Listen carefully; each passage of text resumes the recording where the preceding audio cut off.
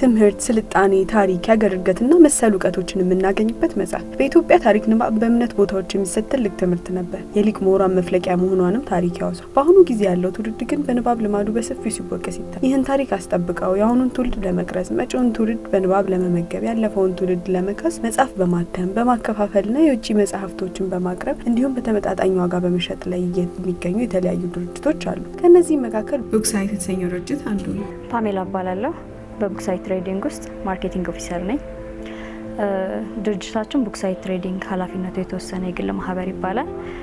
ለባለፉት 15 ዓመታት በመጽሐፍ ንግድ ውስጥ የቆየነን በዋነኝነት አገልግሎት የምንሰጠው ለትላልቅ ተቋማትና ለተለያዩ ዩኒቨርሲቲዎች ለ15 ዓመታት ያህል መጽሐፍ ስናቀርብ ቆይተናል። ድርጅታችን ቡክሳይት በስሩ ከ10 ያላነሱ ሰራተኞችን ይዟል።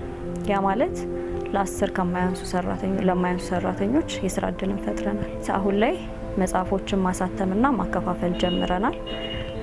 ሌላው እስካሁን ከ20 በላይ ታይትል ያላቸው መጽሐፎችን አሳትመን ከ10,000 በላይ ኮፒዎችን ሸጠናል። ከዚህም በተጨማሪ ቦሌ ብራስጋ ካለው ብራንቻችን በተጨማሪ እዚህ አሁን ያለንበት 4 ኪሎ ሁለተኛ ብራንቻችንን ከፍተናል። የኛ ድርጅት ቡክሳይት የሚለይበት በመጀመሪያ ላይክ የፓርት ኦፍ ላይፋችን ነው መጽሐፍትን መሸጥ። ለመጽሐፍት በጣም ትልቅ ፍቅር አለን።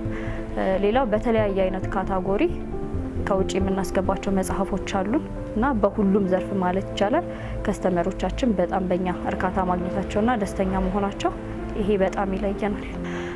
ባለፉት 10 ዓመታት እየታተሙ የሚወጡ መጽሐፎች ቁጥር በጣም ጨምሯል።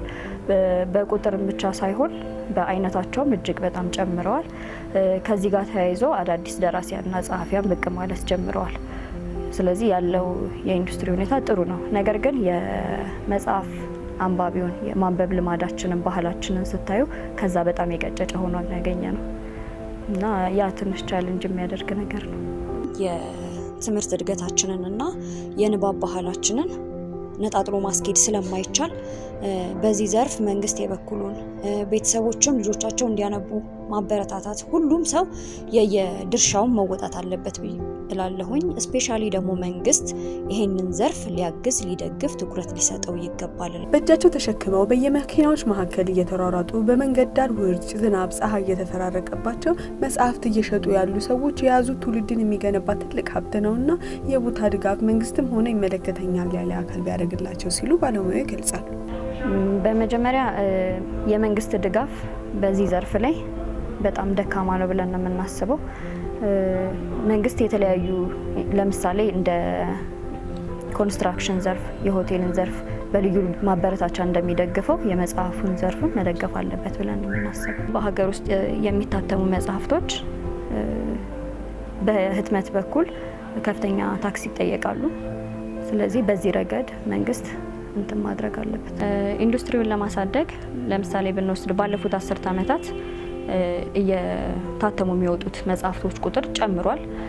መጨመር ብቻ ሳይሆን እንዲሁም በአይነታቸው ብዙ ሆነዋል። ከዚህም ጋር ተያይዞ አዳዲስ ደራሲያንና ጸሐፍት እየወጡ ነው።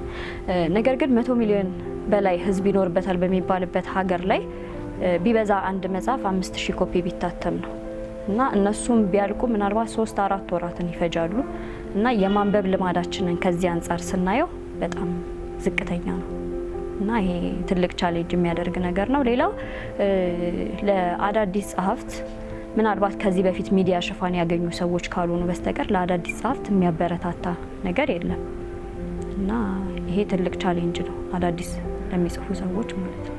ድርጅታችን ቡክሳይት ወደፊት ሊሰራ ያሰበው በዌብሳይታችን ላይ ኦንላይን ሾፒንግ መጀመር አስቧል እና እንዲሁም ዲሊቨር ማድረግ መጽሐፍትን ለመስራት አስቧል እና ከቪዲዮ ፕሮዳክሽን ከሚሰሩ ድርጅቶች ጋር አብረን ድርጅታችንን የማስተዋወቅ ስራ ለመስራት አስበናል።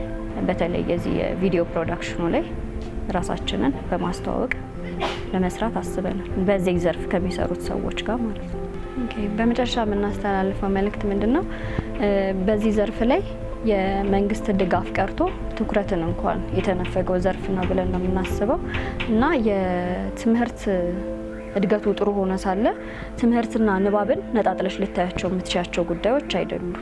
ስለዚህ መንግስት ለወጣቶች ወጣቱን በራሱ ልክ እንደ ፓርት ኦፍ ላይፉ አርጎ መጽሐፍትን ማንበብ እንዲያየው ያስፈልጋል።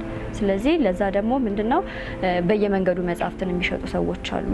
ለነሱ ለራሳቸው ቦታ ያስፈልጋቸዋል እና ይሄን በዚህ በመጽሐፍ ንግድ ውስጥ ያለውን ኢንዱስትሪ መንግስት ትኩረት ሰጥቶት ሰፋ አርጎ መያዝ ያለበት። ምክንያቱም ሀገራችንም መቀየር የሚችለው የሚያነብ ዜጋ ሲኖረን ነው።